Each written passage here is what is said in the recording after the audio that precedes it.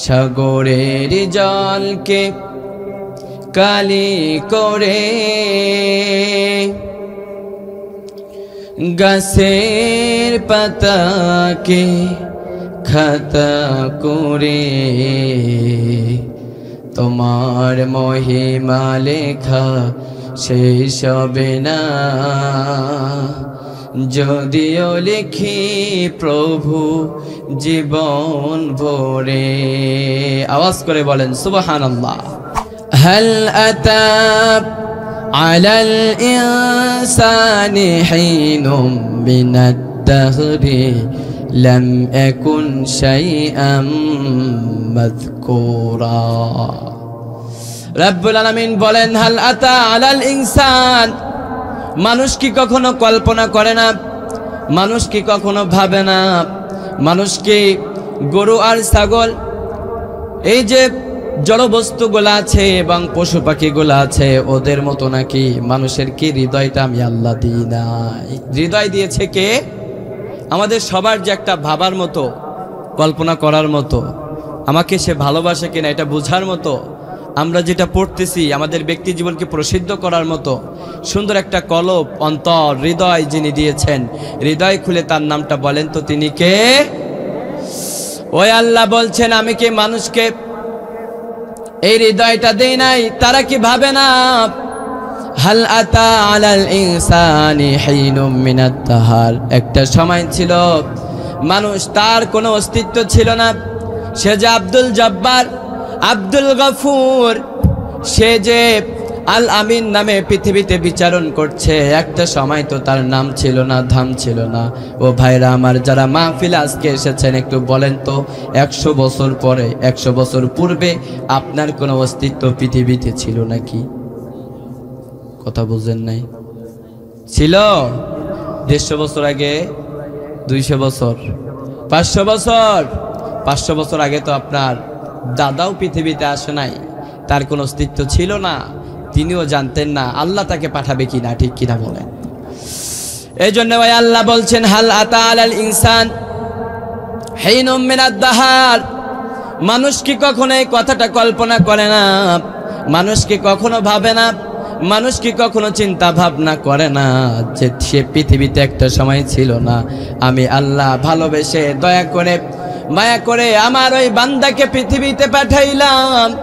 এরপরে আমার ওই বান্দা পৃথিবীতে আসার পরে মায়ের কোল থেকে যখন পৃথিবীর মুখটা সে দেখলো, তখন সে আমি আল্লাহরে ভুলে যাওয়ার জন্য প্রথম থেকেই সে মত প্রতিষ্ঠা করতে লাগলো।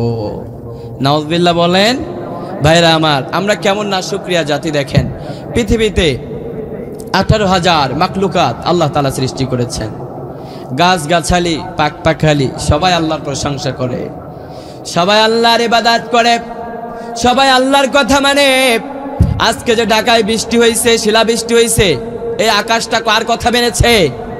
মেঘগুলা কার কথা মেনেছে?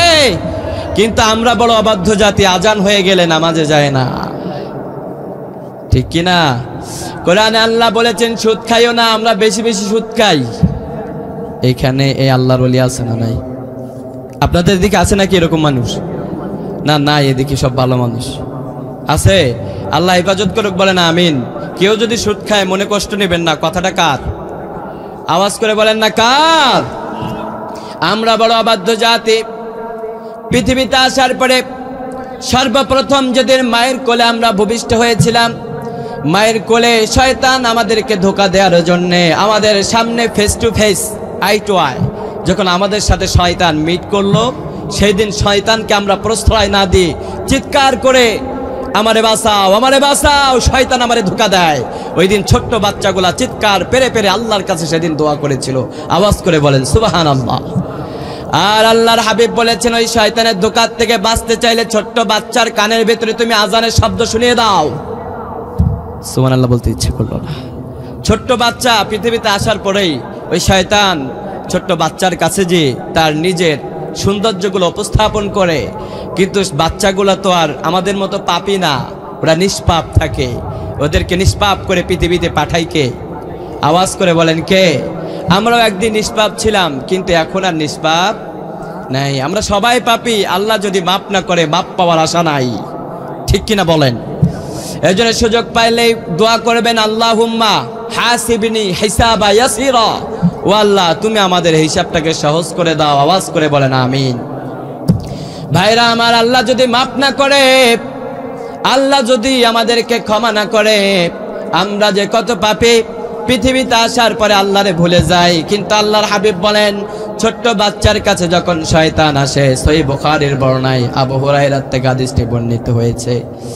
তিনি বলেন, আল্লাহর হাবিব বলেছেন, ছোট্ট বাচ্চা পৃথিবীতে জন্মগ্রহণ করার সাথে সাথে তার কানের ভিতরে আজানের শব্দ শুনিয়ে দাও, আর এই আজানের শব্দটা তার কানের ভিতরে সীমাবদ্ধ থাকে না।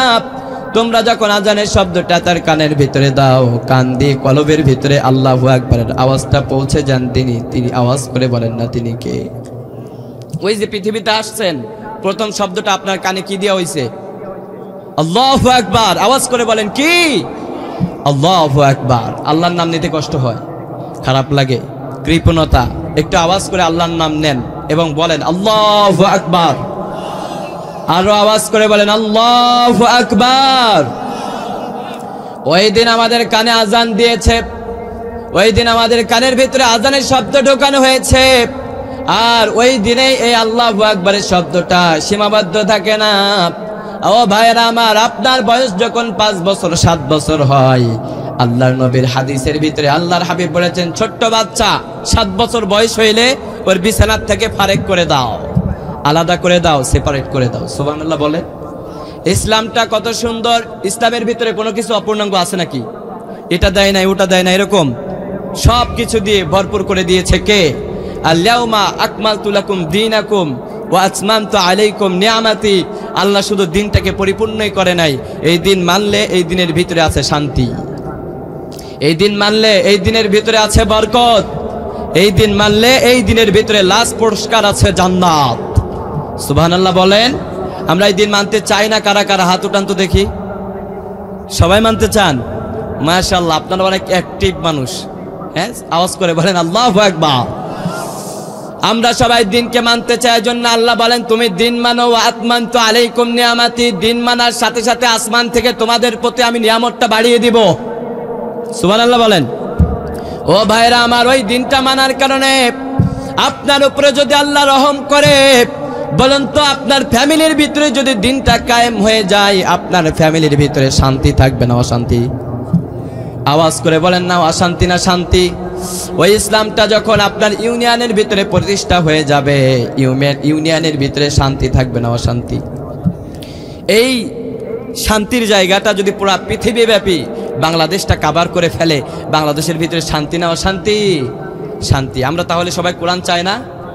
আলহামদুলিল্লাহ বলেন, এবং আল্লাহ কবুল করুক। আওয়াজ করে বলেন আমিন। আমরা যেন এই বাংলার জমিনে দিন প্রতিষ্ঠা হয়েছে এটা দেখে আমাদের মৃত্যু যেন হয়, আল্লাহ তুমি তৌফিক দাও, বলেন আমিন। ও ভাইরা আমার, এরপরে দেখেন, আপনি 7 বছর বয়স হলেন, বয়স হওয়ার সাথে সাথে ইসলাম বলছে সন্তানের জায়গাটা আলাদা করে দাও। পিতামাতার সাথে একসাথে বাচ্চাটা শুইতে পারবে না, একদিন বলে নাই, একদিনেই তাকে কঠোরভাবে আলাদা করে দাও, এমনটা বলে নাই। একটা বিড়ি খোররে যদি আপনি একদিনে বলেন তোরে বিড়ি ছেড়ে দিতে হইব, হে কি পারবো নি? হ্যাঁ পারতো? যে বেটা সিগারেট খায়, একদিনেই কঠোরতা আরোপ, খবরদার তুই সিগারেট খাইতে পারবি না, তার জন্য কঠিন হয়ে যাবে না? এর জন্য ইসলাম বলেছে না, যে বাচ্চাটা তোমার সাথে 6 বছর একাধারে একই বিছানায় তোমার সাথে মায়ের কোলে কোল রেখে, মায়ের কাঁধে কাঁধ রেখে যে বাচ্চাটা তোমার সাথে ঘুমায়, ওরা একদিনে ডিসাইড করে দিও না, ধীরে ধীরে ওকে আলাদা করে দাও। সুবহানাল্লাহ বলতে পারলেন না? 7 বছর থেকেই তাকে নামাজের তালিম দেন, 7 বছর থেকেই তাকে নামাজটা বুঝান। ওই বাচ্চাটা হওয়ার পরে যেমন করে তাকবীরের ধ্বনি দিয়ে ওর হৃদয়ের ভিতরে আল্লাহু আকবারের ধ্বনিটা পৌঁছে দিয়েছেন, ওই রব্বুল আলামিন বলেন ওই ধ্বনিটা পৌঁছে দেওয়ার কারণে মসজিদে যখন তোমার বাচ্চাটা যাবে, মসজিদে যাওয়ার পরে প্রথম শব্দটা কি দিয়ে আমরা নিয়ত বাঁধি? তাকবীরে তাহরিমার প্রথমে শব্দটা কি? আল্লাহু আকবার। আল্লাহু আকবার। আওয়াজ করে বলেন আল্লাহু আকবার। তার মানে আমাদের জীবনটা শুরু হয়, অর্থাৎ 12 বছর হলে আপনি যেমন অ্যাডাল্টের দিকে ধাপিত হন, এই অ্যাডাল্টের শুরু থেকেই ইসলাম আপনাকে আল্লাহর বড়ত্বের ঘোষণা দিয়ে দেয়। আর যখন আপনি আল্লাহর একাত্মবাদের ঘোষণা দেন, ও ভাইরা আমার, এই পৃথিবীতে তখন আপনার উপরে নম্রভাবে ভদ্রভাবে পৃথিবীর উপরে বিচরণ করাটা আপনার উপরে ফরজ হয়ে যায়। কারণ আপনি সৃষ্টি, আপনি স্রষ্টা নন, আপনি পৃথিবীর একজন সামান্যতম একজন ব্যক্তি, আপনি পৃথিবীর মালিক নন। আওয়াজ করে বলেন ঠিক কিনা? এই পৃথিবীটাকে যারা মালিকের মতো ক্ষমতার অপব্যবহার করেছে, পৃথিবী তাদেরকে পৃথিবীর উপরে ভালোভাবে থাকতে দেয় নাই। পৃথিবীটাকে লাঞ্ছিত বঞ্চিত করে, পৃথিবীর থেকে নির্লজ্জ করে অন্য জায়গায় তাদেরকে স্থানান্তরিত হতে হয়েছে। আওয়াজ করে বলেন ঠিক কিনা? ভবিষ্যতে কেউ যদি এই পৃথিবীটাকে নিজের কর্তৃত্বে আনতে চায়, কেউ যদি মনে করে তাবারাকাল্লাযী বিয়াদিহিল মুলক, এই পৃথিবীর যেই দিকে যা দেখি এগুলা অন্য কারোর ক্ষমতায় নয়, কারণ বাংলাদেশের রাষ্ট্রপ্রধান আমি, এই বাংলাদেশের ক্ষমতা ধরো আমি। আওয়াজ করে বলেন নাউযুবিল্লাহ। এই সবক যদি কেউ কার নিজের ভিতরে ইস্তেকামাত করতে চায়, এই জমিনটাকে আবারও লাঞ্ছিত বঞ্চিত করে জমিন থেকে উৎখাত করার দায়িত্ব নিজেই নিয়ে নিবে। ঠিক কিনা বলেন? এজন্য সব জায়গাতে মনে রাখতে হবে আল্লাহু আকবার, আল্লাহ সব চাইতে বড়, আল্লাহ সবার চাইতে বড়, আল্লাহ আমার চাইতেও বড়, আমার রাষ্ট্রপ্রধান আমার নেতার চাইতেও বড়। সুবহানাল্লাহ বলেন। এজন্য আপনি যেইখানে চলেন আপনার স্লোগান, আপনার মৌলিক, আপনার বেসিক জিনিসটা আগে জানতে হবে যে আল্লাহ সবার চাইতে বড়। পৃথিবীতে অহংকার করে চলা যাবে না। আমি অনেক ধনী মানুষ, মুরব্বী আমাদের সালাম দিয়েছে তো কি হয়েছে, আমি সালামের উত্তর দিব ওয়ালাইকুম আসসালাম, আছে না? আমি ধনী মানুষ, টাকা আছে অনেক, মুরব্বী আমাদের সালাম দিয়েছে তো কি হয়েছে, দাদার বয়স হইলেও কিচ্ছু করার নাই, আমার টাকা বেশি, এলাকায় সম্মানও বেশি, তুমি আমাদের সালাম দাও, আমার মন চাইলে সালামের জবাব দিতাম, নাইলে দিতাম না। এমন মানুষ আছে না নাই? না, এদিকে সব আল্লাহর ওলি। আছে কেউ? আল্লাহ হেফাজত করুক, বলে না আমিন। ভাইরা আমার, মনে রাখতে হবে পৃথিবীর মালিক আমরা কেউ না। না, পৃথিবীর মালিক এখানে কেউ আছেন? আপনি যে বাড়িটা করেছেন এই বাড়ির মালিক কে? আপনি নন। এই বাড়ির মালিক আমিও না। এই যে জায়গায় বসে আছি আজকে, যার এই জায়গায় নামটা লেখা আছে এই জমির দলিলের উপরে, ওই ব্যক্তিটার নামে দলিল থাকতে পারে, বাট মালিকানা সে না। মালিক কে? পরের জায়গা পরের জমি ঘর বানায়া আমি রই, আমি তো সেই ঘরের মালিক নই। আল্লাহু আকবার বলেন। আমরা কেউ ঘরের মালিক না ভাই। আল্লাহ যা দিয়েছেন আমাদের কাছে আমানত। এই যে সম্পদ দিয়েছে, মসজিদ একটা হচ্ছে, দান করাটা আপনাদের জন্য আমানত, আপনাদের জন্য ফরজ। আপনারা যদি না করেন, এই আমানতের হিসাবটা দিতে হবে কার কাছে? অনেক ধনী ব্যক্তি আছে, আমার তো মনে হয় না মাহফিল করে কালেকশন করার প্রয়োজন। আপনারা যদি চান একজন উঠাই তো পুরো মসজিদের দায়িত্ব নিতে পারেন। এমন ব্যক্তি তো এখানে নাই বলে তো ভুল হবে মনে হয়। আছে না এমন? নিজে খাইতে পারে, পড়তে পারে, এলাকায় যে মসজিদটা আছে কেউ নামাজে যাইতে পারে না। আছে না? আল্লাহু আকবার। আল্লাহ ওই দুগুলারে হেদায়েত দান করুক, বলে না আমিন। আমি একটু পরে যাচ্ছি ওই বিষয়ে, কিন্তু আমি প্রথমেই বলে নিই ভাই, এই পৃথিবীর যতটুকু জায়গার আমানতদার আল্লাহ আপনাকে দিয়েছে, আমাকে দিয়েছে চূড়ান্তভাবে, এই জায়গাটার মালিক আপনিও যেমন ভাবে নন, আমিও তেমন ভাবে না। মালিককে খলাকাস সামাওয়াতি ওয়াল আরদ, পৃথিবী আল্লাহই তো সৃষ্টি করেছেন। ও মিয়া, আপনিও তো আল্লাহ সৃষ্টি, কেমন করে আল্লাহরে ভুলে যান? আর আল্লাহরে কেনই বা বলতে হবে কাইফা তাকফুরুনা বিল্লাহ? ও আমার বান্দারে, পৃথিবীতে আসার পরে আল্লাহকে কেমনে ভুলে যাস? আল্লাহু আকবার। আল্লাহকে ভুলে যাওয়া যাবে? ভুলে যাওয়া যাবে? অনেক মানুষ ভুলে গেছে না? অতীতে যারা ছিল এরা আল্লাহরে ভুলে নাই। অতীতে বাংলাদেশে যারা ক্ষমতাধর, নিজেদেরকে শক্তিধর বলে প্রতিষ্ঠা করতে চেয়েছিল, এরা কি ভুলে যায় নাই? গিয়েছিল। এই জমিন তাদেরকে জায়গা দেয় নাই। এটা পৃথিবীর বাস্তবতা। যদি মালিকানার দিক থেকে শ্রেষ্ঠত্ব প্রমাণ করা হয় যে না মালিক আসলে আছে, তাহলে বলুন তো, কারণ তো এই পৃথিবীর সবচাইতে সম্পদশালী একজন ব্যক্তিত্ব ছিল। সে তো চাইলে তার সম্পদ নিয়ে স্থায়ীভাবে পৃথিবীতে খুব লাক্সারিয়াস জীবনযাপন করতে পারতো। পেরেছে কি? পারে নাই। আপনি আমি পারবো? আমরা কেউ পারবো না। এই পৃথিবীর সমস্ত কিছুর মালিক কে? এই জন্য রাব্বুল আলামিন বলেন, ওয়ামা খালাকতুল জিন্না ওয়াল ইনসা ইল্লা লিয়াবুদুন।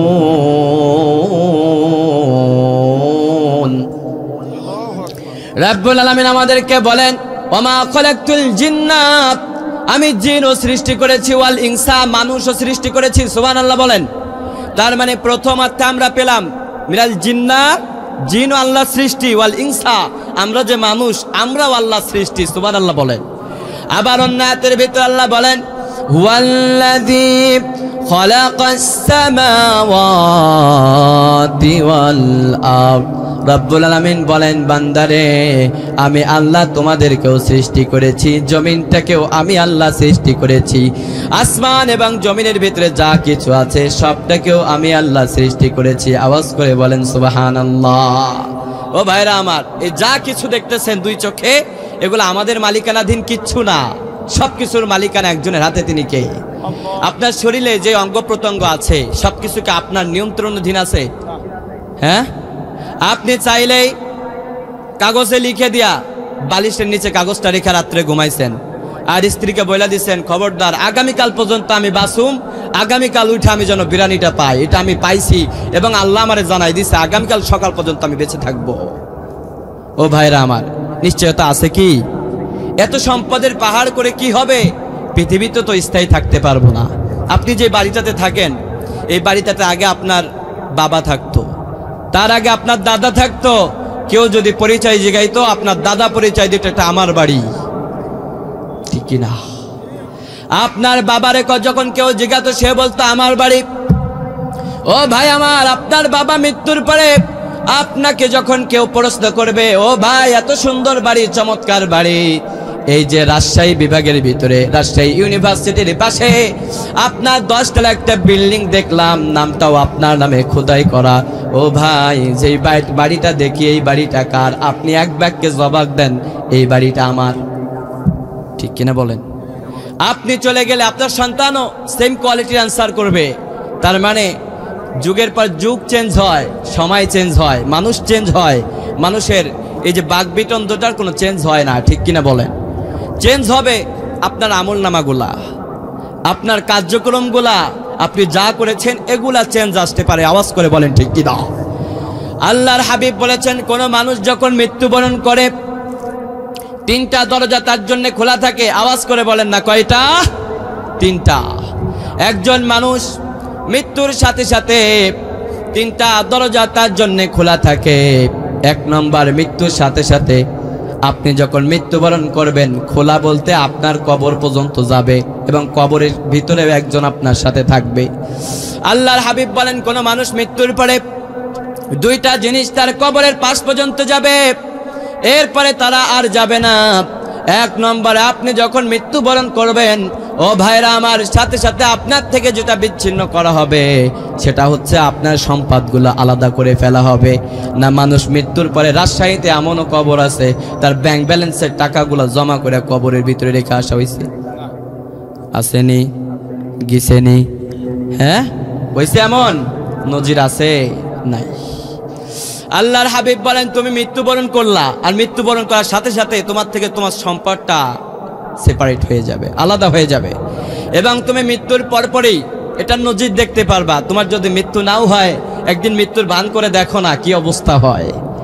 2টা সন্তান আছে, এসে ভাগ বাটোয়ারা করবে। আল্লাহ কোরআনে দিছে পুরুষদের 2টা হক, মেয়েদের 1টা। তুই যা নিবি এর ডাবল নিব আমি, কারণ আমি পোলা, ঠিক কিনা বলেন? মৃত্যু হইতে দেরি, ভাগ বাটোয়ারা দেরি হবে না। এজন্য আল্লাহ বলছেন আলহাকুমুত তাকাসুর, খবরদার দুনিয়ার মায়ায় পড়ে সম্পদটাকে তোমরা জাহান্নামে ফেলে দিও না। আওয়াজ করে বলেন ঠিক কিনা? সম্পদটাকে কাজে লাগান, আল্লাহ যা দিয়েছেন এটা আল্লাহর জন্য কাজে লাগান। কিয়ামতের ময়দানে আল্লাহ আপনার জন্য পুরস্কার রেখে দেবে। সুবহানাল্লাহ কইতেন না? খারাপ লাগতেছে, কষ্ট হচ্ছে? হ্যাঁ, শেষ করে দিই। এবার রব্বুল আলামিনের হাবিব বলেন প্রথম তো সম্পদ বিদায় নিল, এবার আছে কে? তোমার আত্মীয় স্বজন। এখন তুমি মৃত্যুবরণ করলে তারা কিন্তু সাথে সাথে কান্নাটা থামায় না। মৃত্যুবরণ করার সাথে সাথে ওরা কিছুক্ষণ তাদের কান্নাটাকে ধরে রাখে। আর কান্নার মানুষ না থাকলে রাজশাহী শহর থেকে কিছু কান্না করার মানুষ ভাড়া করে আনবো, আর যে টাকাটা দেব পারিশ্রমিক হিসেবে এটা আপনার জমানো টাকা, ঠিক কি না বলেন? আছে না? না এমন? ও ভাইরা আমার, মৃত্যুবরণ করলেন, একটু ফিল করেন, আপনারা একটু ফিল করেন, এই পেইনটাকে বোঝার চেষ্টা করেন, এই ব্যথাটাকে একটু হৃদয়ের কান দিয়ে বোঝার চেষ্টা করেন। এটা হাসি তামাশার কথা নয়, পৃথিবীর এটা নির্মম বাস্তবতা। কবরে যাওয়ার সাথে সাথে আপনার বড় ছেলেটা, আপনার মেজ ছেলেটা, আপনার লাশের যে খাটিয়া থাকবে, ও ভাই আমার, দুইটা ছেলেকে আপনার আত্মীয় স্বজন বলবে, তোমরা তো দুইজন বড় সন্তান, তুমি যাও, তুমি ডান সাইডে যেই কবরের পায়াটা ধরো, আর বাম সাইডে তুমি যায়া ধরো। আর সন্তানকে যদি দিন না শেখান, ওইটা তখন লাশের খাট ধরবো না, আরেকজনকে বলবে তোরে 500 টাকা দিতাম, তুই যায়া ধর। ঠিক কিনা বলেন? বাচ্চাটাকে দিন শেখান, তাহলে কবরেও শান্তি পাবেন, দুনিয়াতেও শান্তি। যতটুকু প্রয়োজন ততটুকুই শেখান। আমি বলি না হাফেজ করতে হবে, মাওলানা করতে হবে, বেসিক নলেজটা ইসলাম সম্পর্কে জানার দরকার আছে না নাই? আছে না নাই? আল্লাহ বুঝার তৌফিক দান করেন, বলেন আমিন। তাফসির মাহফিলগুলো যেন জড়বস্তু না হয়ে যায়, এখান থেকে আমরা কিছু না নিয়ে যেতে পারি, এমনটা হলে আমাদের জন্য ক্ষতি। ঠিক কিনা বলেন? এরপরে আপনার সন্তান দুইটা ধরছে লাশের খাট, কবরে যাওয়ার, যখন কবরে রাখা হবে, কবরটা যেই ব্যক্তিটা খুঁড়েছে ওই ব্যক্তিটাকেই বলবে তুমি নিচে নেমে লাশটাকে ধরো, আমার বাপ মৃত্যু বরণ করেছে, ঠিক কবরের ভিতরে আমি যে যাব, রাত্রে তো ওই লাশটাকে নামানোর পরে আমি ভয়ে ঘুমাইতে পারতাম না, আমার তো রাত্রে ঘুম হবে না। অথচ একটু আগে একদিন আগে ওই বাপকে ছাড়াতে থাকতে পারতো না। প্রতিটা প্রয়োজনে, প্রতিটা পদক্ষেপে বাপের সাথেই তার মাসোয়ারা করার প্রয়োজন হতো। একটা ব্যাংকে 1 লাখ টাকা জমা রাখবে, চেকটা সাইন দিবে, বাপের সাইন ছাড়া টাকাটা উঠানো যেত না। কত মায়া, কত ভালোবাসা। ছোটবেলা বাপের হাত ধরে হাঁটা শিখেছে, কিন্তু মরার সাথে সাথে 1 ঘন্টার বিনিময়ে বাপের প্রতি ভালোবাসাও ছুটে গেছে। এটা পৃথিবীর রিয়েল বাস্তবতা। এমনটা হবে, এমনটা আপনার সাথে হবে, আমার সাথেও হবে। না, মারা যাওয়ার পরে স্ত্রী মনে হয় অনেক ভালোবাসে, লাশ হইলেও কি হবে, ওরা আমার পাশে রেখে দাও, আমি ওরে জলাই ধরে ঘুমাইতাম। আছে এমন? স্ত্রীও ফোন দেয়, বাবা তুমি চলে আসো, তোমার জামাই মারা গেছে, আমি লাশের সাথে 1 মুহূর্ত খাটে শুয়ে থাকতে পারবো না। ঠিক কিনা বলেন? দুইটা সন্তান কবরে রাখা হলো, আপনার লাশটাকে যখন রাখা হবে, আল্লাহর হাবিব বলেন, 1 নম্বরে তোমার থেকে বিদায় নিয়েছে সম্পদ, 2 নম্বরে তোমার লাশটাকে কবরে রাখার পরে তোমার সন্তানগুলোও সেখান থেকে বিদায় হয়ে যাবে, তোমার সন্তানটা তোমার সাথে কবরের ভিতরে শুয়ে থাকবে না, কিন্তু তোমার সাথে ওই দিন একটা জিনিস যাবে। বলুন তো সেটা কি? আমল। সেটা কি? আমল। ভালো কাজ করে যান, ফল পাবেন। গাছ লাগান, ভালো ভালো ফল পাবেন। ঠিক কিনা বলেন? এজন্য আমাদের এই হাইওয়ে রোডগুলোতে গেলে দেখা যায় বিশাল বিশাল ট্রাকের পিছনে লেখা আছে গাছ লাগান, পরিবেশ বাঁচান। আপনিও যদি বাঁচতে চান আখিরাতে, দুনিয়াতে গাছ লাগিয়ে যান, আখিরাতে ফল পাবেন। ঠিক কিনা? মসজিদ বানান, মাদ্রাসা বানান, এখানে কিছু দেন, সেটা যতদিন থাকবে 1 ভাগ সব অটোমেটিক্যালি জান্নাতে যেতেই থাকবে। সুবহানাল্লাহ বলতেন না? খারাপ লাগতেছে, কষ্ট হচ্ছে অনেকের। এত কষ্ট পাইতেছেন আপনারা, কষ্ট হচ্ছে। আল্লাহ বুঝার তৌফিক দান করেন, বলেন আমিন। দুনিয়াতে গাছ লাগান, আমলের গাছ লাগান, আমলের গাছ লাগান। দুনিয়াতে গাছ লাগানোর পরে ঝড় বৃষ্টির সময় বৈশাখ মাসে এমন তুফান উঠছে, আম গাছ লাগাইছেন জনকল্যাণে, কিন্তু আম গাছও নাই, আপনিও নাই, আম গাছ শেষ। কিন্তু এইটার আম গাছের মতো না, এখানে যত দিবেন কিয়ামত পর্যন্ত সব যেতেই থাকবে। সুবহানাল্লাহ বলেন। এটা হচ্ছে সদকায়ে জারিয়া। আল্লাহ যেন সদকায়ে জারিয়া করার তৌফিক দাও, বলেন আমিন। এবার আসুন সদকার সম্পর্কে কয়েকটা পয়েন্ট অফ ভিউ আপনাদেরকে শোনাবো। আপনারা কি শুনতে রাজি আছেন? এরপরে আমরা আবার একটা অন্য টপিকে চলে যাব। সময় দিতে পারবেন তো ইনশাআল্লাহ? 1 নম্বরে আমি যেই কথা বলতেছিলাম, এই পৃথিবীর মালিক আমরা কেউ না, আমাদেরকে নম্রভাবে চলতে হবে। কেননা মালিকের আন্ডারে যারা কাজ করে এরা যদি অহংকারী হয়, মালিক একদিনও তারা কাজে রাখতো না। ঠিক কিনা? মালিক আপনি আর আপনার আন্ডারে যারা কাজকর্ম করে এরা যদি কয়, মহাজন আপনার খামারে আপনার মাঠে আমি কাজ করতে পারতাম না, আপনি যান, আর মাস গেলে আমারে বেতন দিতেন, আপনি কি কইতেন? তোরে যাওন লাগতো না, তুই যা বাসায় যা, তোরে বেতনে দিতাম না। ঠিক কিনা কোন? রব্বুল আলামিন বলেন, বান্দারে অহংকার করো না, অহংকার করাটা তোমাদের কাজ না। অহংকার যারা করে এই পৃথিবীর জমিনটা তাদের জন্য হারাম হয়ে যায়। আওয়াজ করে বলেন ঠিক কিনা? ফেরাউন, নমরুদ এরা অহংকার করেছিল, এরা আল্লাহকে বুঝে নাই।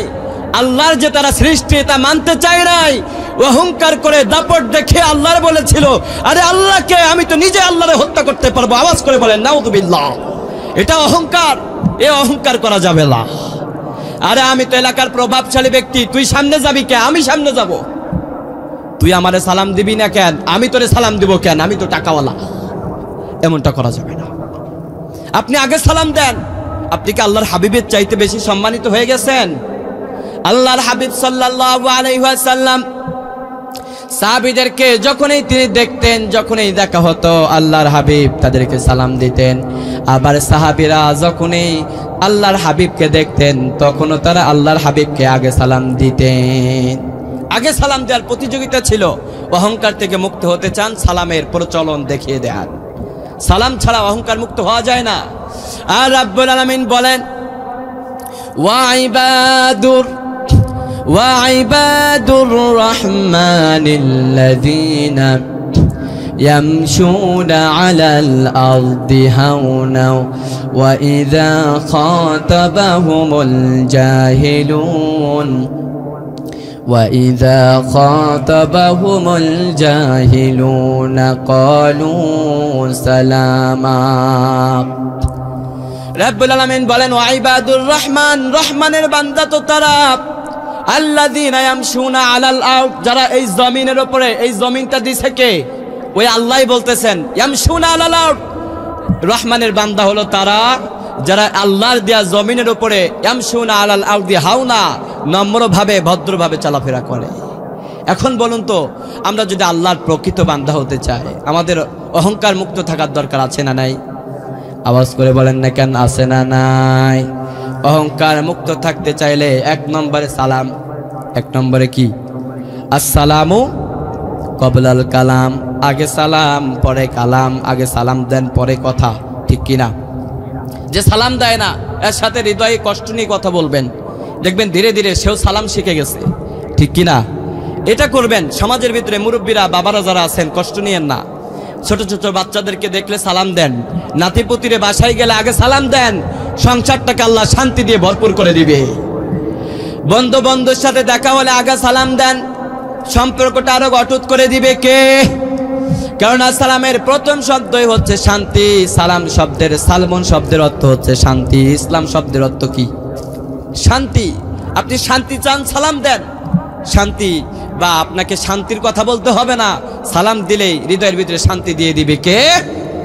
2 নম্বরে অহংকার মুক্ত থেকে, অহংকার যদি মুক্ত থাকতে চান, ওয়াইবাদুর রহমান, আল্লাহর যদি প্রকৃত বান্দা হতে চান, অহংকার মুক্ত থাকার 2 নম্বর কোয়ালিটি, ক্যারেক্টার হচ্ছে আস্তাগফিরুল্লাহ পড়েন।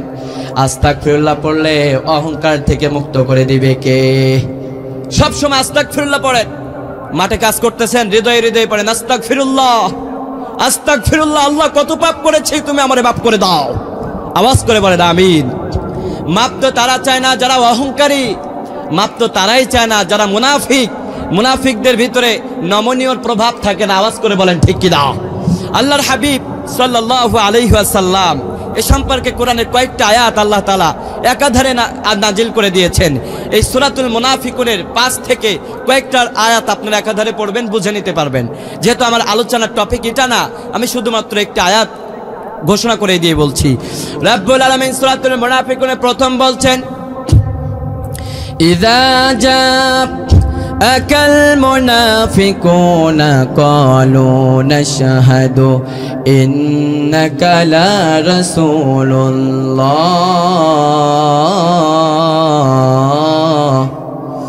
রব্বুল আলামিন বলেন, মুনাফিকরা ইয়া রাসূলুল্লাহ যখন আপনার দরবারে আসে, আপনার কাছে আসে, ওরা আপনার কসম করবে, কোরআনের কসম করবে, আপনার রবের কসম করে আপনার বিশ্বস্ততা অর্জন করতে চাইবে। কিন্তু হে রাসূল, আপনি জেনে রাখেন ওরা ভালো মানুষ না, ওরা হচ্ছে মুনাফিক। কথা কার? আবার আল্লাহর হাবিব যখন ওদের জন্য আল্লাহর কাছে ক্ষমা চাইতেন, তখন ওরা অহংকার করে মুখ ফিরিয়ে অহংকার দিয়ে বোঝাতো তোমার ক্ষমার আমার প্রয়োজন নাই। আমাদের ক্ষমার প্রয়োজন আছে না নাই? আমরা যারা এসেছি আমাদের ক্ষমার প্রয়োজন আছে না নাই? কার কার আছে হাত তুলে দেখি, আল্লাহরে দেখান তো কার কার ক্ষমার প্রয়োজন আছে? সবার প্রয়োজন আছে। যারা যারা উঠায় না এগোর প্রয়োজন নাই, সবাই উঠাইছেন। আল্লাহ আমাদের মাফ করেন। আওয়াজ করে বলেন আমিন। ভাইরা হাত নামান। এবার রব্বুল আলামিন বলেন, ক্ষমার যদি তোমাদের প্রয়োজন হয়, 1 নম্বর তোমরা সালাম দাও, 2 নম্বর তোমরা আস্তাগফিরুল্লাহ পড়ো, তাহলে মাফ করে দিবে কে? আস্তাগফিরুল্লাহর আমলটা করলে যেমনি ভাবে আপনি মাফ পাবেন, আর আরেকটি প্রকার ভাবে আপনি এটার একটা বেনিফিটও পাবেন, ঠিক কিনা বলেন? ইমাম আহমদ ইবনে হাম্বলের রহমাতুল্লাহি আলাইহি তার জীবনে ছোট্ট একটা স্টোরি জানি। উনি একবার, আমি এটাকে লং করব না, আমি শুধুমাত্র শানে নুজুল অর্থাৎ সামারি দিয়ে আপনাদেরকে বোঝানোর চেষ্টা করব। ইমাম আহমদ ইবনে হাম্বলের এই ঘটনা সবাই জানেন। এক রুটি বিক্রেতার কাছে তিনি চলে গেলেন। এর আগে পরে সব বিষয়গুলো আপনাদের জানা আছে কম বেশি, আছে না? ইমাম আহমদ ইবনে হাম্বল রুটি বিক্রেতার কাছে যে ওনাকে বললেন, এই শীতের রাত্রে আমি একা একা বের হয়েছি, দূর দূরান্তের পথ হয়ে মসজিদে প্রবেশ করলাম। মসজিদের যে খাদেম, ওই খাদেম আমারে মসজিদে থাকতে দেয় নাই। এই শীতের রাত্রে আমি মুরব্বী মানুষ, আমার তো বড্ড ঠান্ডা লাগে। তোমার যদি কষ্ট না হয়, তোমার যদি সমস্যা না হয়, তুমি যে চুলাতে রুটি সেকো, এই চুলার পাশে দাঁড়িয়ে আমি আগুন পোহায়ে আমার শরীরটাকে একটু গরম করতে চাই। রুটি বিক্রেতা বললেন যে না, নো প্রবলেম, আপনি এখানে দাঁড়ান, আপনি শরীর গরম করেন, অসুবিধা নাই। ইমাম আহমদ ইবনে হাম্বল দেখলেন উনি রুটি তৈরি করে, আর পরে আস্তাগফিরুল্লাহ, উনি রুটিটা খামিরটা মাখায় আর মনে মনে পড়ে আস্তাগফিরুল্লাহ। রুটিটা চুলার উপরে দেয়, আবার হৃদয়ে পড়ে কি? আস্তাগফিরুল্লাহ। আবার রুটিটা যখনই উল্টায় তখনও পড়ে আস্তাগফিরুল্লাহ। আওয়াজ করে বলেন সুবহানাল্লাহ। ওই ব্যক্তিটা যখন রুটিটা চুলার থেকে উঠায় তখনও বলে আস্তাগফিরুল্লাহ, যখন কাউকে বিক্রয় করে তখনও বলে আস্তাগফিরুল্লাহ, ওই ব্যক্তির কাছ থেকে টাকা নিয়ে ড্রয়ারে রাখে তখনও পড়ে আস্তাগফিরুল্লাহ। আওয়াজ করে বলেন আল্লাহু আকবার। ইমাম আহমদ ইবনে হাম্বল তো অবাক হয়ে গেলেন। উনি বললেন, কি ব্যাপার, আপনি যদি কিছু না পড়েন, কিছু মনে না করেন, আপনাকে আমি একটা সওয়াল করতে চাই। ইমাম আহমদ ইবনে হাম্বলের কথা শুনে যুবক বললেন, কি জানতে চান বলেন। ইমাম আহমদ ইবনে হাম্বল বললেন, আপনি যে যাই করেন আর মনে মনে পড়েন আস্তাগফিরুল্লাহ, এর কারণ, এর লজিকটা কি জানতে পারি নাকি? ইমাম আহমদ ইবনে হাম্বল রাহমাতুল্লাহ আলাইহির জবাবে ওই যুবকটা বলল, ও ইমাম, ও হুজুর, ও মুরব্বি সাহেব, আমি এই জন্য আস্তাগফিরুল্লাহ পড়ি, কারণ আজকে যতদিন পর্যন্ত আমি আস্তাগফিরুল্লাহ পড়ি, আমার জীবনে এমন কোনো দোয়া নাই যেই দোয়াটা আস্তাগফিরুল্লাহর বরকতে আল্লাহ কবুল করে নাই। যেই দোয়া করেছি কবুল করে নিয়েছে কে? বলতে দেরি, দোয়া কবুল হতে দেরি হয় না। আমাকে মুস্তাজাবুদ দাওয়া বানিয়ে দিয়েছেন আল্লাহ। আমি যাই বলি তা কবুল হয়ে যায়। শুধুমাত্র একটা দোয়া কবুল হয় নাই। ইমাম আহমদ ইবনে হাম্বলের ভিতরে আরো কৌতূহল জাগলো, কি ব্যাপার, সব দোয়া কবুল হয়েছে বলে একটা কবুল হয় নাই, এটা কেমন করে সম্ভব? ইমাম আহমদ ইবনে হাম্বল বললেন, কোন দোয়া কবুল হয় নাই, আমার একটু কৌতূহল দেখি। ইমাম আহমদ ইবনে হাম্বল রাহমাতুল্লাহ আলাইহির কথার জবাবে যুবকটা তখন বলতেছে, ও মুরব্বি সাহেব, আমি যত দোয়া করেছি সব দোয়া কবুল হয়েছে, কিন্তু আমি একটি দোয়া করেছিলাম, আল্লাহ ও রাব্বুল আলামিন, এই জামানার সবচাইতে জবর বিখ্যাত একজন ফকিহ আছে, হাদিসের মুহাদ্দিস আছে, হাদিসের বিষয়ে যার জ্ঞান অনেক প্রখর, ও আল্লাহ, ওই ইমাম আহমদ ইবনে হাম্বলের কথা শুনেছি, আল্লাহ তার সাথে তুমি আমার সাক্ষাৎ নসিব করে দাও। আল্লাহ এখনো পর্যন্ত এই দোয়াটা আমার জন্য কবুল করে নাই। ইমাম আহমদ ইবনে হাম্বল কথা বলার শক্তি হারিয়ে চোখ দিয়ে পানি ছেড়ে দিয়েছে। সুবহানাল্লাহ, আস্তে কোন। ইমাম আহমদ ইবনে হাম্বল কিচ্ছু কয় না। যুবকটা তখন ইমাম আহমদ ইবনে হাম্বলের দিকে লক্ষ্য করে বলে, কি ব্যাপার, আপনি চোখ দিয়ে পানি ছেড়ে দিলেন কেন? ইমাম আহমদ ইবনে হাম্বল আবেগ মিশ্রিত কণ্ঠে যুবকের দিকে দীপ্ত কণ্ঠে ঘোষণা করলেন, যুবক রে, তোমার দোয়া শুধু কবুল হয় নাই, ইমাম আহমদ ইবনে হাম্বলকে দূর দূরান্তের পথ সফর করে তোমার দরবারে এনে আল্লাহ হাজির করে দিয়েছে। ভাইরা আমার, দোয়া যদি কবুল করতে চান, অহংকার থেকে যদি মুক্তি চান, আস্তাগফিরুল্লাহ পড়েন। আস্তাগফিরুল্লাহ পড়েন, তাহলে অহংকার থেকেও মুক্তি হবে, দোয়াটাও কবুল হবে। সুবহানাল্লাহ বলে। আমরা কি সবাই চাই না দোয়াটা কবুল হোক? কে কে চান না দেখি? এইবার একজনের বাস দিছি। হ্যাঁ, আলহামদুলিল্লাহ বলেন। কোরআন শুনলে আসলেই মজা, ঠিক কিনা? আমি একটু মজা করতেছিলাম আর কি। আল্লাহ আমাদেরকে বোঝার তৌফিক দান করুক, বলেন আমিন। ভাইরা আমার, যেই কথা বলতেছিলাম, এবারে আসুন আমরা 1 নম্বরে আজকের আলোচনার ছোট্ট পয়েন্টে জেনেছি। 1 নম্বরে, আমরা যদি অহংকার থেকে মুক্ত হতে চাই, তাহলে আমাদের ভিতরে সালামের প্রচলনের দরকার আছে না নাই? আর 2 নম্বরে আস্তাগফিরুল্লাহ পড়েন। এর আগে আমরা একটা হাদিস শুনেছিলাম। হাদিসটা ছিল কেমন, যে আপনি যখন মারা যাবেন আপনার সাথে একটা জিনিসই যাবে, সেটা কি? আমল। আওয়াজ সব করে সবাই একসাথে বলেন তো, কি? আমল। আমল ছাড়া অন্য কিছু যাবে না? আপনার প্রাণের স্ত্রী যাবে, আপনার সন্তান, আপনার জিএফ, গার্লফ্রেন্ড, এগুলি যাবে নেই না, কেউ যাইতো না, আপনাকে একাই যেতে হবে। আপনি কবরে যাওয়ার পরে দেখবেন ডানেও মাটি, বামেও মাটি, নিচে মাটি, উপরে মাটি। ঘরের ভিতরে লাইট না থাকলে আপনি থাকতে পারেন না, কিন্তু ওইখানে লাইটও থাকবে না, চারিদিকে অন্ধকার। একটু ফিল করেন, ওই বাসবাগানের ভিতরে একা একা কেমনে ঘুমাবেন? ও ভাইরা আমার, নেক আমল করে যান, এমন কিছু করেন কবরের ভিতরে যেন আল্লাহ অন্তত পক্ষে একটা বাতি জ্বালিয়ে দেয়। এমন কিছু করেন কবরের ভিতরে অন্তত পক্ষে যেন নাজাতের একটা ব্যবস্থা হয়ে যায়। এবার বলেন তো, একটু নাজাতের ব্যবস্থা হওয়ার দরকার নাই? সবাই কি নামাজ পেতে চায় না? এমন কিছু করে যান। কি করবেন আপনারা? সদকায়ে জারিয়া করে যান। আর আল্লাহ রাব্বুল আলামিন যারা সদকায়ে জারিয়া করে, মসজিদের সাথে যাদের সম্পর্ক থাকে ভালো, মসজিদ তৈরিতে যাদের অংশগ্রহণ থাকে ভালো, আল্লাহ রাব্বুল আলামিন কোরআনের ভিতরে একটা আয়াত দিয়েছেন, নাকি দেন নাই? কথা কয় না, খারাপ লাগতো। হ্যাঁ, রাব্বুল আলামিন বলেন, ইন্নামা ইয়ামুরু মাসাজিদা লিল্লাহি মান আমানা বিল্লাহ ওয়াল ইয়াউমিল আখির। আওয়াজ করে বলেন আল্লাহু আকবার। রাব্বুল আলামিন বলেন, ইন্নামা ইয়ামুরু মাসাজিদা লিল্লাহ, আমার যে সমস্ত বান্দার আল্লাহর ঘর মসজিদের সাথে সম্পর্ক থাকে ভালো, আপনি তাদেরকে বলে দেন নিশ্চয়ই তারা মুমিন। আওয়াজ করে বলেন সুবহানাল্লাহ। তাহলে আমরা যদি মসজিদের সাথে সম্পর্ক রাখি, আমরা যে মুমিন সার্টিফিকেট দিবে কে? আবার আল্লাহর হাবিব অন্য হাদিসের ভিতরে বলছেন, এর আগেও শুনেছেন, মান বানা লিল্লাহি মাসজিদা বানাল্লাহু বাইতান ফিল জান্নাহ। দুনিয়াটা একটা মসজিদ বানাও, জান্নাতে একটা ঘর তৈরি হয়ে যাবে। সুবহানাল্লাহ, আস্তে কোন। আবার আল্লাহর হাবিব অন্য হাদিসের ভিতরে বলেছেন, শুধু মসজিদ, বিশাল মসজিদ বানাই, এই কথা বলে নাই। আল্লাহর হাবিব বললেন, তোমার অর্থের পরিমাণ দিয়ে যদি ছোট্ট একটা পাখির বাসার পরিমাণ যদি মসজিদ হয়, বলুন তো পাখির বাসার সম পরিমাণ মসজিদ তৈরি করলে ওইখানে কয়জন নামাজ পড়তে পারত? পারবেনি? কেউ পারতো না। কিন্তু আল্লাহর হাবিব গুরুত্ব বোঝানোর জন্য বলেছেন, তোমার টাকা, তোমার অর্থের বিনিময়ে যদি পাখির বাসার মতনও হয়, আল্লাহ ওর বিনিময়ে একটা জান্নাত দান করে দিবে। আওয়াজ করে বলেন সুবহানাল্লাহ। আবার আরো একটা আয়াতের ভিতরে আল্লাহ বলেন, এই দানটা, এই যে সদকায়ে জারিয়াটা কখন তোমরা আদায় করবা? দেখেন কোরআনের আয়াত পার্ট বাই পার্ট কেমন করে আমাদেরকে শিক্ষা দেয়। রাব্বুল আলামিন বলেন, আল্লাযীনা ইউনফিকুনা ফিস সাররা'i ওয়াদ-দাররা ওয়াল কাযিমিনাল গায়য ওয়াল আফিনা আনিন নাস ওয়াল্লাহু ইউহিব্বুল মুহসিনিন। রাব্বুল আলামিন বলেন, আল্লাযীনা ইউনফিকুন, যারা খুশি অবস্থায় আল্লাহর রাস্তায় দান করে। আল্লাযীনা ইউনফিকুনা ফিস সাররা, আবার যখন অসচ্ছল অবস্থায় থাকে, যখন টাকা থাকে না, তখনও দান করে। আল্লাহ বলছেন, আল্লাহু ইউহিব্বুল মুহসিনিন, আমার ওই মুহসিন বান্দাদেরকে আমি আল্লাহ বড্ড ভালোবেসে ফেলি। খারাপ লাগতেছে? এখন বলেন তো, আমরা সবাই আল্লাহর প্রিয় হতে চাই না? আল্লাহর ভালোবাসা সবাই পেতে চায় না?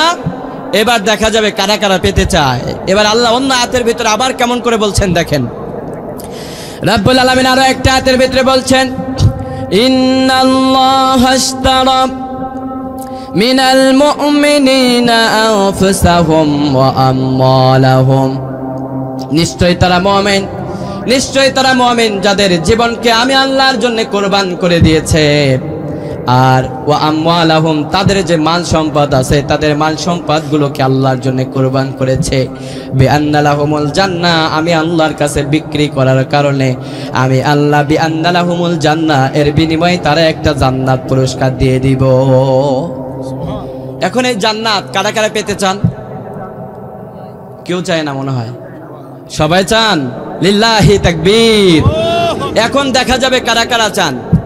এবারে দেখেন আল্লাহর হাবিব শুরুতেই কি বলতেছিলেন, মান বানা লিল্লাহি মাসজিদা, মসজিদ বানাও জান্নাতে ঘর হয়ে যাবে। সুবহানাল্লাহ বলেন। এবার দেখি মসজিদে দানের প্রতি আগ্রহী কারা, যদি এটা দিয়েই বোঝা যাবে। শুধুমাত্র ওয়াজ শুনলে তো হবে না, প্র্যাকটিক্যালি আমাদের ভিতরে প্রতিষ্ঠা হয়েছে কিনা এটা দেখলেই বোঝা যাবে যে আমরা কারা কারা জান্নাত চাই, কারা কারা জান্নাতে ঘর চাই, এটা দেখলেই বোঝা যাবে। এবার দেখবেন কিছু মানুষ ডানেও তাকাবে বামেও তাকাবে, ওঠার জন্য দৌড়াদৌড়ি করবে। এমন মানুষ নাই এখানে, আছে না ভাইরা আমার? এমন করা যাবে না। এর আগে শুনেছেন আপনার সাথে কেউ যাবে না ভাই, এই মসজিদে যদি একটা বস্তা সিমেন্টও দান করেন, সিমেন্টও মসজিদের সাথে লেগে থাকে, আপনার কবরে গেলেও আপনার হৃদয়টা কলবটা মসজিদের সাথে লেগে থাকবে। কত টাকা দিয়েছেন? 500 টাকা দিয়ে এক বস্তা সিমেন্ট কিনে দিয়ে জান্নাতে যদি অটোমেটিক আপনি সব পান, ও ভাইরা আমার, জান্নাত এই দুনিয়ার তুলনায় 10টা দুনিয়া এক করলে যত প্রশস্ত হবে তত প্রশস্ত একটা জান্নাত আল্লাহ দিয়ে দিবে। আর আল্লাহর হাবিব তো ঘোষণাই দিয়েছেন, মসজিদ বানাও, জান্নাত তোমার জন্য অবধারিত। সুবহানাল্লাহ বলেন। এখন যারা যারা জান্নাত চান, জান্নাতে ঘর চান, তারা হাত উঠান, এবং স্বল্প সময়, এই সংকীর্ণ সময়ে আলহামদুলিল্লাহ, লিল্লাহি তাকবীর। এবার দেখা যাবে জান্নাতের প্রতি যাদের টান বেশি, এরা অঙ্কই বাড়াবেও বেশি। দেখি কারা কারা। আমাদের লোকবল দিয়ে আমরা শক্তিমাত্রা বিজয় অনুধাবন করি না। বদরের জিহাদে মুসলিমদের সৈন্য সংখ্যা ছিল কত? 313, অমুসলিমদের 1000। সুতরাং এই ময়দানে যদি 20 জন থাকে, 20 জন যদি 2000 5000 করে দেন, আমার মনে হয় না আগামীকালকে মসজিদের কোনো অপূর্ণাঙ্গ কাজ বাকি থাকবে। কেউ আমরা উঠবো না ইনশাআল্লাহ। আপনারা জানি আগেও দিয়েছেন ভাইরা আমার, মসজিদের বরকতে দেন, যেটা দিবেন এটা বৃথা যাবে না, কবরে থাকলেও এটা সব বেনিফিট পেতেই থাকবেন। এখন দেখি কারা কারা চান।